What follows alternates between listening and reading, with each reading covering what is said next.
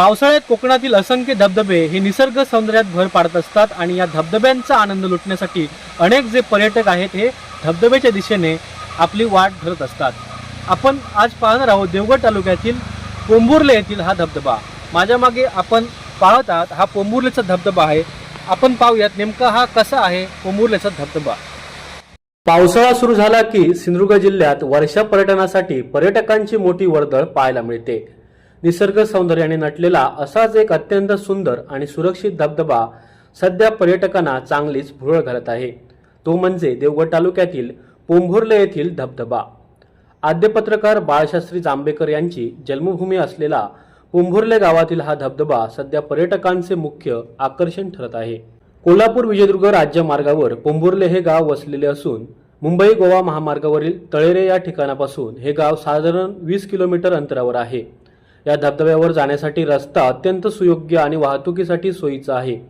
विशेष म्हणजे हा धबधबा पाहून पर्यटकांना पुढे निसर्गरम्य व्याघ्रेश्वर मनसे धबधब्याला देखील भेट देता येते, ज्यामुळे पर्यटकांचा आनंद द्विगुणित होत आहे।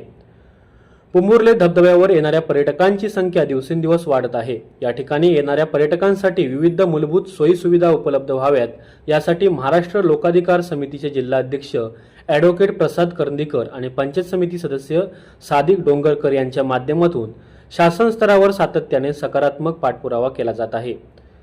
धबधब्यावर पर्यटकांचा वाढता ओघ पाहता भविष्यात स्थानिक ग्रामस्थांना आणि तरुणांना रोजगाराच्या मोठ्या संधी निर्माण होणार आहेत। पर्यटन स्थळावर वाहनांची गर्दी होत असल्याने येथे लवकरात लवकर सुसज्ज पार्किंगची सुविधा निर्माण व्हावी अशी मागणी पर्यटकांमधून आणि स्थानिकांमधून केली जात आहे। एकंदरीतच हिरवीगार शाल पांघरलेला परिसर आणि कोसळणारा पांढरा शुभ्र पाण्याचा प्रवाह पाहण्यासाठी सध्या पोंभुर्ले धबधब्यावर पर्यटकांची पावले मोठ्या संख्येने वळत आहेत।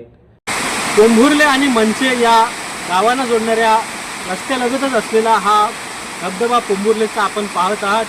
अतिशय सुंदर असा हा धबधबा असून डोंगराच्या कडेकपाऱ्यातून या ठिकाणी फेसाळणारं पाणी आहे धबधब्याचं ते येत आहे आणि या ठिकाणी पर्यटकांना पोहण्यासाठी देखील सुविधा उपलब्ध करून देण्यात आलेली आहे।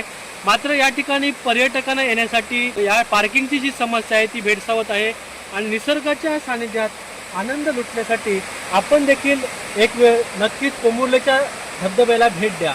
या धबधब्याच्या बद्दल माहितीबद्दल आपल्याला काय वाटतं हे देखील कमेंटमध्ये नक्की आपण कमेंट करा। त्याचप्रमाणे आपल्या भागातील निसर्ग सौंदर्याने नटलेले धबधबे आमच्यापर्यंत पोहोचवण्यासाठी तुमच्या भागातील धबधब्यांचा देखील उल्लेख कमेंट बॉक्समध्ये नक्की करा।